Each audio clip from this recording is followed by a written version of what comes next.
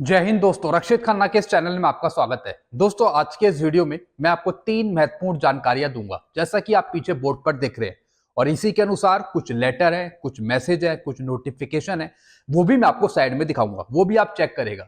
Video में आगे बढ़ने से पहले एक छोटी सी गुजारिश कर रहा हूं, अगर आप पहली बार मेरा चैनल देख रहे हैं या फिर वीडियो देख रहे हैं तो आप मेरा चैनल सब्सक्राइब भी कर सकते हैं, जिसका नाम है रक्षित खन्ना, क्योंकि वेलफेयर से जुड़ी नई नई जानकारी है, ताजा जानकारी आपको मिलती रहती है इस चैनल के माध्यम से।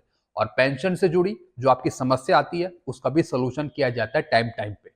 चलते हैं दोस्तों, आगे बढ़ते हैं। पहली जानकारी, स्पर्श बना रहा मूर्ख पेंशनर का पेमेंट देने के मामले में। जी हाँ दोस्तों, स्पर्श अब मूर्ख बनाने लगा है आप लोगों को, चाहे पेंशनर्स हो चाहे वो फैमिली पेंशनर्स हो। OROP 2 का जो एरियर है वो अभी तक कई पेंशनर को मिल नहीं पाया है, और जब पेंशनर शिकायत डाल रहे हैं तो स्पर्श PCD की तरफ से अलग अलग रिस्पॉन्स आ रहा है, अलग अलग स्टेटमेंट आ रहा है। जी हाँ दोस्तों, एक पेंशनर थे जिनका रैंक था सार्जेंट, उनको OROP 2 का अभी तक एरियर नहीं मिल पाया है, एक भी किस्त उनको नहीं मिली, और दोस्तों ना ही बढ़ी हुई पेंशन दी। और दोस्तों जब पेंशनर ने शिकायत डाली तो दोस्तों फिर अलग अलग स्टेटमेंट दे रहा है स्पर्श PCDA। क्या क्या दे रहा है? सबसे पहले दोस्तों पेंशनर ने फोन किया तो सबसे पहले स्पर्श PCDA ने कहा कि शिकायत डालिए। तो जब पेंशनर ने शिकायत डाल दी, फिर उसके बाद दोबारा पेंशनर ने फोन किया अपना स्टेटस जानने के लिए। तो दोस्तों फिर दूसरी स्टेटमेंट देता है स्पर्श, आपका कुछ दिन बाद पेमेंट हो जाएगा ऑडिट होने के बाद। जी हाँ दोस्तों, सबसे पहले पेंशनर ने फोन करके पूछा, तब उन्होंने कहा कि आप शिकायत डाल दीजिए। पेंशनर ने शिकायत डाल दी। फिर दूसरी बार फोन करके पूछा 2 महीने बाद, 3 महीने बाद, तब वहां से बोला जाता है कि कुछ दिन बाद आपका पेमेंट हो जाएगा। लेकिन पेंशनर वेट करता रहा, तभी भी पेमेंट नहीं हुआ। और जब 3 से 4 महीने बाद तीसरी बार फोन करा, तब दोस्तों स्पर्श PCD कहता है हमें चाहिए नॉट पे सर्टिफिकेट, तब हम आपका एरियर का भुगतान करेंगे। दोस्तों जब नॉट पे सर्टिफिकेट चाहिए था तो पहली दफा ही बता देता स्पर्श PCD पेंशनर को, तो इतनी लंबी कार्यवाही करनी नहीं पड़ती। 6 से 7 महीने हो गए हैं, 8 महीने हो गए हैं, लेकिन कुछ भी सोल्यूशन नहीं हो रहा स्पर्श PCD की तरफ से, और इन पेंशनर को एरियर नहीं मिल पा रहा।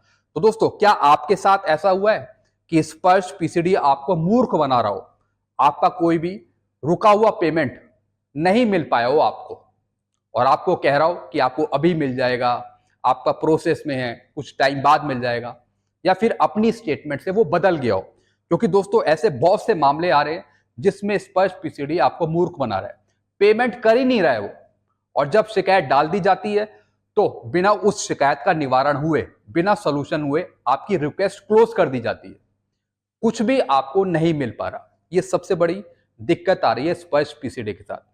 तो दोस्तों मैं आग्रह करूंगा PCD स्पर्श से कि आप एक स्टेटमेंट बनाएं, सिर्फ आप एक स्टेटमेंट पेंशनर्स को बताएं कि इस वजह से आपका पेमेंट नहीं हो रहा। अब ये पता नहीं कि वहां पे कस्टमर केयर कौन बैठा है, कौन वहां से जवाब देता है, अलग अलग स्टेटमेंट आ रहा है। तो दोस्तों अब किस पे विश्वास किया जाए?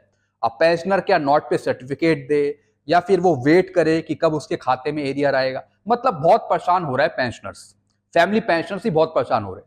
दोस्तों मैं चाहता हूं कि जल्दी से जल्दी इन केस का निपटारा हो, जो भी रुका हुआ पेमेंट है स्पर्श की तरफ से वो जल्दी रिलीज करा जाए।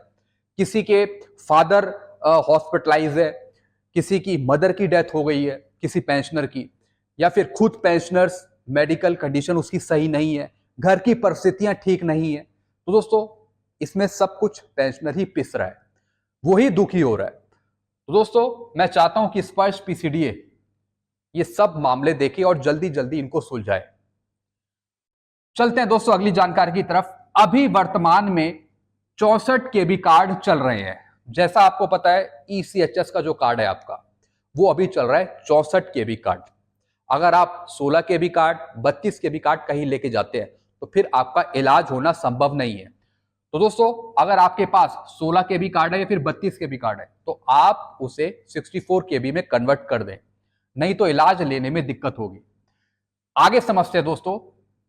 अभी वर्तमान में 64 KB कार्ड चल रहे हैं, जैसा मैंने आपको बताया, ये लाइफ टाइम तक वैलिड है। जी हाँ दोस्तों, जो आपके ये कार्ड रहते हैं खुद के बेनिफिशियरी के, ये लाइफ टाइम तक वैलिड रहते हैं। और उसी के साथ साथ स्पाउस के भी। लेकिन जो डिपेंडेंट है अगर उसमें बच्चे भी हैं जिनकी उम्र 18 साल से ऊपर है, फिर उनको रिन्यू कराना पड़ता है कार्ड को। मैं डिपेंडेंट की बात कर रहा हूं, जो डिपेंडेंट है उनको रिन्यू कराना पड़ता है। डिपेंडेंट कार्ड रिन्यू होते हैं हर एक साल, जिसमें 26 एएस फॉर्म या फिर लास्ट 2 ईयर की फाइनेंशियल स्टेटमेंट देनी होती है। अगर कोई डिपेंडेंट है तो उनके या तो 26 एएस फॉर्म या फिर लास्ट 2 ईयर की एनुअली स्टेटमेंट वो देनी पड़ती है, तब आपका कार्ड रिन्यू हो पाता है। मैं डिपेंडेंट की बात कर रहा हूं।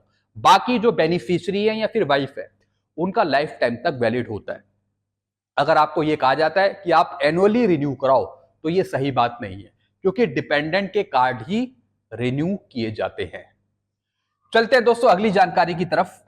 सीपी ग्राम क्या क्या देता है शिकायत डालने के बाद। अब दोस्तों, जैसा आपको पता है, सीपी ग्राम एक बहुत बड़ा पोर्टल है, बहुत बड़ी वेबसाइट है, जिसमें आप अपनी शिकायत डाल सकते हैं। अगर पेंशन आपको गलत मिल रही है, OROP 2 का एरियर नहीं मिला, या फिर किसी को इनहैंस रेट की फैमिली पेंशन मिलनी चाहिए थी, नॉर्मल रेट की चला दी, यानी पेंशन से जुड़ी कोई भी समस्या अगर आपको है, तो आप सीपी ग्राम का सहारा लेंगे, इसके थ्रू आप जाएंगे। तो सीपी ग्राम आपको क्या क्या देता है? जी हां दोस्तों, बढ़ी हुई पेंशन दिलवाता है। अगर किसी की रुकी हुई पेंशन है या फिर कम पेंशन है तो उसे बढ़वाता है, अगर जेन्युइन केस है तभी वो होगा। फिर दोस्तों, रुका हुआ एरियर आपको दिलवाता है। बोनस आपको दिलवाता है, अगर आपका कोई बोनस रह गया हो, जैसे कई बार दिवाली का बोनस की घोषणा होती है तो कई बार वो मिल नहीं पाता, तो फिर आप सीपी ग्राम के थ्रू जाते हैं तो वो आपको मिल जाता है।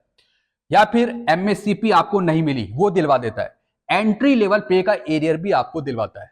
सीपी ग्राम ये खुद नहीं करता, आपकी जो रिक्वेस्ट है वो कंसर्न डिपार्टमेंट को भेजता है, फिर आपको चीजें मिलती है। एंट्री लेवल पे का एरियर दिलवाता है, ऑप्शन फिक्सेशन का फायदा आपको दिलवाता है। फिर दोस्तों, OROP 2 का एरियर दिलवाता है, फैमिली पेंशन की समस्या का सोल्यूशन भी करवाता है। दोस्तों, ये तो वो चीजें हुई जो आपको मिलती हैं सीपी ग्राम के थ्रू कंप्लेंट डालने के बाद कंसर्न डिपार्टमेंट से।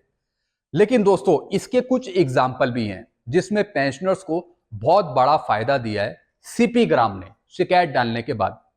पिछले 8 साल, 10 साल, 20 सालों से रुका हुआ पेमेंट पेंशनर्स के, फैमिली पेंशनर्स के खाते में आया है, और ये सब काम किया है सीपी ग्राम में।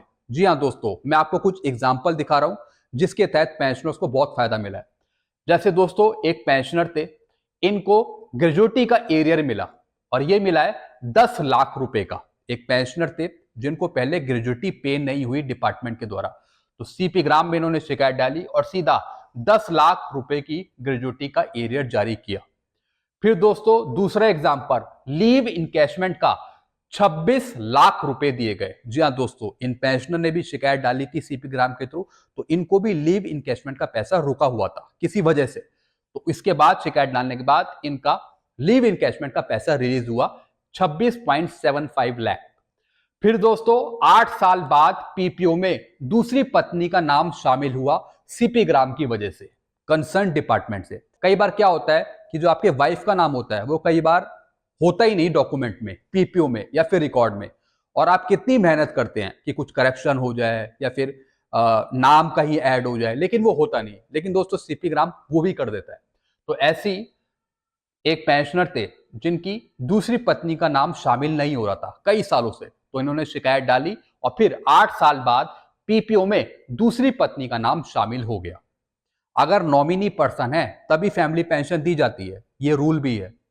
फिर दोस्तों, 8 साल बाद एरियर राशि के साथ फैमिली पेंशन शुरू। जी हां दोस्तों, 8 साल बाद एरियर राशि भी मिली और फैमिली पेंशन भी स्टार्ट हो गई सीपी ग्राम के थ्रू। तो ये सब सीपी ग्राम का कमाल है। फिर दोस्तों, डिसेबिलिटी पेंशन का भुगतान 2020 डिसेबिलिटी पेंशन नहीं मिल रही थी किसी पेंशनर को, तो इन्होंने सीपी ग्राम में शिकायत डाली और फिर 2020 से फिर इनको पूरी डिसेबिलिटी पेंशन दी गई, और कितने का एरियर मिला?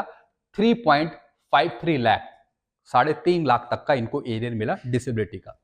तो दोस्तों, आप भी सीपी ग्राम में शिकायत डालिए, आप भी सीपी ग्राम में शिकायत डालिए, और जो भी आपका रुका हुआ पेमेंट है या फिर कोई गलती चल रही है पेंशन पे या फिर किसी और चीज पे, तो फिर सीपी ग्राम आपकी समस्या हल करा सकता है कंसर्न डिपार्टमेंट से या फिर कंसर्न पेंशन डिस्बर्सिंग एजेंसी से।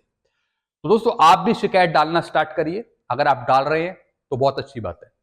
तो दोस्तों ये कुछ जानकारियां थी जो मैंने आपको समझाई। आई होप सारी जानकारी आप अच्छे से समझ गए होंगे। वीडियो आपको अच्छा लगता है वीडियो को लाइक करें और इस चैनल को आप सब्सक्राइब भी कर सकते हैं, क्योंकि ऐसी जानकारियां अक्सर आपको मिलती रहती हैं इस चैनल के माध्यम से। Thank you so much.